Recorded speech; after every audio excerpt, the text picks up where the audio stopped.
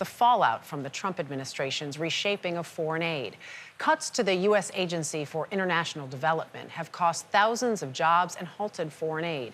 That includes a life-saving product known as Plumpynut, which can bring a malnourished child back to health in just weeks. The administration's Department of Government Efficiency canceled funding to 2 American suppliers. And while the White House told us Friday those deals have been reinstated, the American firms behind Plumpynut are wondering when or if the food will reach those who most need it. Skylar Henry has the story. What's sitting in here is the food for 108,000 children.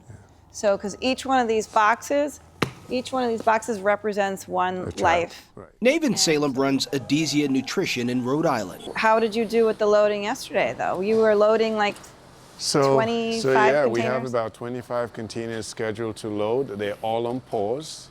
The nonprofit produces peanut paste to combat hunger in war zones and famine-stricken regions. The product isn't complicated. U.S.-grown peanuts, milk, sugar, oil, and vitamins blended together. The result might not look like much, but she says it can work miracles. We're able to make 66 million pounds of Plumpynut in a year, and that's enough to reach 5 million children with those full 8-week treatments. So that's 5 million lives that are saved. And not only lives saved, but we're building the brain capacity that children can have with them for life. There is that moment of, wow, how did these boxes in this warehouse travel to 65 countries? Every packet of Plumpynut that we send says, "From the American people" on it. If you are a family who is in the worst crisis of your life, and it was the American people who showed up with the food that saved the life of your child, do you think that you would forget that?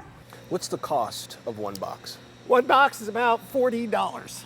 In Fitzgerald, Georgia, Mark Moore is CEO of the nonprofit Malnutrition. If the system stops, it's to catch back up, it'll cost not just time, but lives, thousands, if not tens of thousands of lives. He says he received a stop work order from USAID on January 29th, then told to resume 8 days later, then had his contracts canceled. And late Sunday, they were reinstated again. There's a yo-yo right now. I mean, we're on, and then we're off, and then we're back on again. Where do things stand, and what does that mean for you? I mean, just before we walked out here, I got a call from a global shipping giant saying that he had vessels sailing out in the ocean and contracts that had been canceled. So he was really concerned. I actually asked him, have you ever seen this happen? He said, never had it happen. Moore says he has 5,500 tons of product sitting in a warehouse in Savannah ready to move out. And with 130 employees, Manna is one of the top employers in Ben Hill County, 3 hours outside of Atlanta. My first priority is my people. Jason Holt is the mayor of Fitzgerald. Manna is a 2- or 3-fold contributor to our economy. They purchase raw products, they employ people, and they serve a great humanitarian purpose. What's your hope? I hope they continue to grow. Last weekend, Elon Musk dismissed claims of food aid disruption on the Joe Rogan Experience podcast. There's mothers that can't get food. Totally false. That's all you're hearing. There's hope that aid could start moving again soon.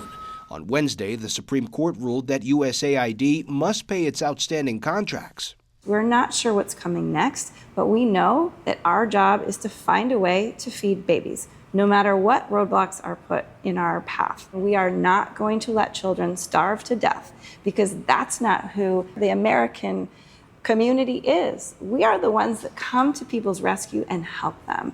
And we will make sure that that happens no matter who is there behind us or with us or partnering with us.